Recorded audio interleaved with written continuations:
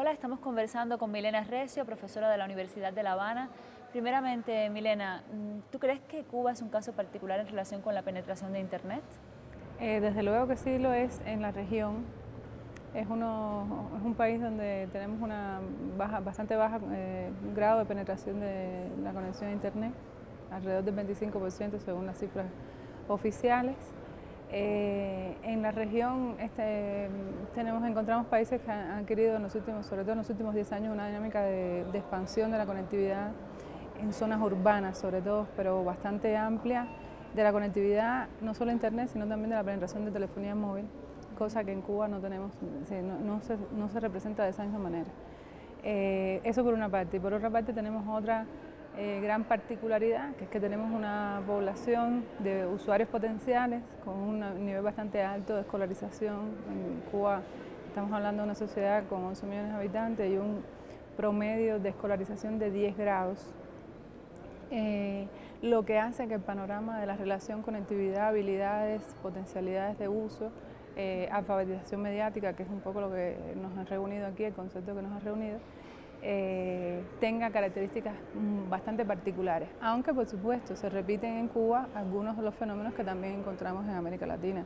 En general, no estamos completamente exentos de algunas realidades, ni estamos fuera de una dinámica que precisamente justifica la discusión a la que hemos venido aquí, ¿no? ¿Cuáles son las políticas que se están implementando en Cuba en relación con Internet? Bueno, las políticas públicas relacionadas con Internet tienen larga data en Cuba. Cuba se conectó por primera vez a Internet en el año 1996 a partir de un esfuerzo que se hizo en las condiciones muy específicas de Cuba, que también es una particularidad, que es la influencia grave y desastrosa en muchos sentidos que tiene para Cuba y sus destinos posibles la política de bloqueo de Estados Unidos contra Cuba, que de alguna manera dibuja los marcos en los que se pueden realizar determinadas políticas, si se pueden expandir o no. En esas condiciones, en el año 96, y un poco dado por una excepcionalidad a partir del sector de las ciencias, se produjo la primera conexión cubana a Internet en condiciones bastante desventajosas en ese momento y continuaron siendo así, puesto que había que conectarse a través de conexiones satelitales que había que pagar a costos a veces grabados excesivamente. Y esto fue así hasta el año 2012, en que hemos tenido por primera vez la posibilidad de conectarnos a un cable submarino de fibra óptica que viene desde Venezuela hasta Cuba y dio un impulso o está dando un impulso nuevo a la política sobre Internet. Hasta el momento de la conexión mediante cable submarino, la situación del ancho de banda, de la precariedad de recursos para poder pagar una conectividad más amplia, de mayor cobertura, de mayor calidad, mayores prestaciones, estaba muy acotada. En este momento, digamos que funciona Cuba con las manos más libres, con necesidad de recursos para poder implementar mayor nivel de conectividad, pero la política ha modificado su escenario. Sin embargo, hay un punto, digamos, hay un leitmotiv, hay una continuidad en el tiempo que tiene que ver con el hecho de la escasez del recurso conectividad, distribuirla a partir de cierta lógica que tiene que ver con el asunto de priorizar sectores o grupos sociales que podían estar, digamos, en el centro de la posibilidad de revertir en un plano de desarrollo los beneficios de esa conectividad. Me refiero, por ejemplo, al sector salud, al sector de profesionales de la ciencia, al sector de profesionales de la cultura, es decir, maestros, artistas, personas que podían, digamos, supuestamente o teóricamente extraer mayor beneficio de la conectividad, de esa conectividad escueta, pequeña, y podían revertir, o sea, tercerizar de alguna manera, ¿no? Transferir hacia la sociedad una parte de los beneficios de poder utilizar esa conectividad. Ese más o menos ha sido el leitmotiv, lo que ha tenido el beneficio de poder tener una relación, digamos, eficiente desde el punto de vista del manejo de la escasez del recurso. En este caso me estoy refiriendo al recurso conectividad. Pero también ha tenido consecuencias negativas en términos de que grupos que podían haberse beneficiado de manera mucho más amplia de esta facilidad y que debieron haberlo hecho. Por ejemplo, estoy pensando en un grupo tan importante como el de la niñez y la juventud. Es decir, en Cuba la mayor parte del sector escolar no tiene acceso a Internet, salvo en el nivel universitario, que creo que ahorita no lo mencioné, donde sí es más común encontrar conexiones institucionales. Entonces, ha tenido estas consecuencias.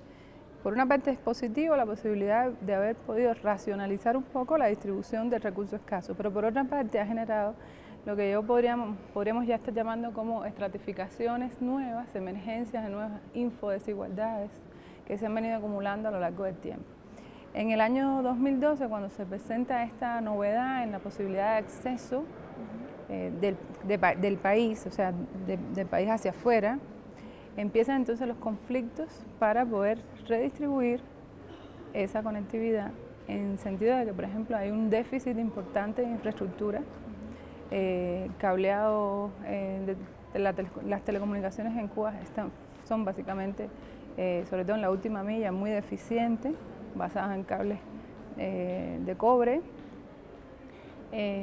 No hay redes potentes de wireless, es decir, soluciones wireless que podrían ser un poco sucedáneos de este tipo de situación. Entonces todo eso dibuja un panorama en que ha habido continuidad en las políticas, pero también ha habido hitos, momentos como este que te estoy diciendo, en el momento de la conexión al cable submarino, que plantean nuevos retos que hoy por hoy muchos sectores de la sociedad, parte de la sociedad civil, está encarando como preguntas, ¿no? Para hacerle a ese planteo de política que ya tiene unos 20 años de presencia.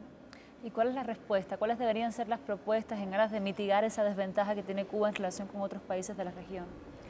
Bueno, si yo supiera eso, podríamos hacer yo creo que es muy complejo, que tiene que ver en primerísimo lugar, con los accesos reales que pueda tener Cuba a las conexiones de banda ancha, la capacidad de solvencia que tenga el Estado cubano para asumir porque aquí estamos hablando de unas condiciones muy específicas que quizás no lo hemos mencionado, es decir, estamos hablando de un Estado que se convierte él en garante de la conectividad. O sea, aquí no estamos hablando de un sector privado que está garantizando la conexión, estamos hablando de un Estado que para nada es un Estado, digamos, que le sobren los recursos, más bien todo lo contrario, que tiene que hacer una gestión eficiente de esa política de telecomunicaciones a partir de el estado de escasez, ¿no? que habíamos planteado.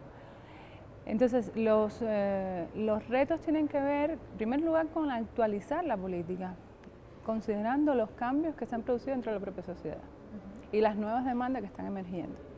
En segundo lugar, yo creo, y si alguien me preguntara, yo podría recomendar de modo personal, como ciudadana, pero también como persona que se ha acercado a estos medios, que habría que replantearse la política de acceso en Cuba, de acceso social en Cuba, como una instancia que en primer lugar tiene que ser debatida, deliberada, consensuada. Es decir, hasta aquí hemos trabajado con unas líneas políticas que aparentemente emergían como consenso, pero que hoy no están suficientemente claras, ni han sido suficientemente aclaradas. Por ejemplo, en este instante, hace 2 años aproximadamente, se produjo un hito en el servicio de acceso a Internet en Cuba, que fue que por primera vez se produjo una comercialización del acceso. Quizás has oído hablar de las conexiones mediante un servicio que brinda la empresa de telecomunicaciones de Cuba, ETEXA, que se llama Nauta. Por primera vez los usuarios privados y las personas naturales podían acceder mediante un pago a un acceso full a Internet en lugares, no es una conexión residencial, en lugares específicos para realizar esas transacciones y conectarse. Claro, porque antes era únicamente para instituciones. Exactamente. Entonces, ese cambio, que además tiene como atributo de que es tiene unas tarifas de cara al usuario, de cara al consumidor, muy altas para el estándar de consumo en Cuba y para el estándar de ingresos en Cuba, de modo que esto también sectorializa y estratifica el acceso. Hace 2 años esto comenzó, no llega a 2 años todavía, en junio se cumplirían los 2 años. Una de las promesas del Ministerio de Comunicaciones, es decir, del sector de gobierno que estuvo detrás de esta decisión, era que gradualmente este tipo de servicio iría bajando sus tarifas en la medida que se pudiera ampliar el servicio por disponibilidad infraestructural y de modo tal que más personas podrían acceder a esto. Eso no ha ocurrido. No hay información disponible sobre ni el estado de la infraestructura, o sea, la evolución de la infraestructura necesaria para producir ese cambio en la política, ni ha habido una deliberación o una aclaración acerca de cómo y por qué, en qué medida se va a producir esta es decir, esta disminución de precios que provocaría inmediatamente una mayor socialización del acceso. Esto es fundamental porque no estamos hablando de una parte del acceso, estamos hablando de una parte importantísima del acceso. Entonces ya te digo, como recomendación yo creo que lo principal sería o colocar este tema en una agenda pública que implicara un debate lo más amplio posible, no solo entre sectores enterados y beneficiados tradicionalmente por la conectividad y por el acceso a este tipo de información, sino a sectores que deberían cada vez más implicarse en estas dinámicas. De eso se trata también el tema de la alfabetización mediática, o sea, en producir ciudadanía consciente, ciudadanía comprometida, ciudadanía con unas expectativas y con una capacidad de forcejeo, en buen sentido, para producir unas políticas ajustadas a un consenso mayor entre necesidades y posibilidades. Es decir, esa relación siempre tensionante entre la necesidad y la posibilidad. Porque realmente, desde el punto de vista de la política pública sobre Internet en Cuba, lo que ha predominado es una especie de tiranía de la oferta. Es decir, hay un macro sujeto que es el Estado, que sabe lo que necesitamos, implementa la política y entonces se queda como una acción de buena voluntad per se. Y podría serlo, seguramente predomina la buena voluntad, pero hay preguntas que realizar. Y el ciudadano tiene otra opción, ¿no? Y el ciudadano debería poder realizar esas preguntas y debería obtener las respuestas. Incluso porque eso es sano para la política. Porque la política se trata precisamente de un ajuste entre la necesidad, el anhelo, la agenda ciudadana y las posibilidades de los actores políticos, de los actores administrativos, de dar respuesta a esa necesidad basada en unos planteamientos estratégicos que puede tener el país, desde el punto de vista, por ejemplo, de la soberanía, del desarrollo.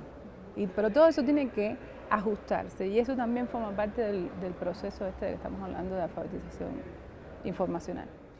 Muy bien, muchísimas gracias Milena por tus respuestas y por acompañarnos también en el Foro de Alfabetización Mediática Informacional en América Latina y el Caribe.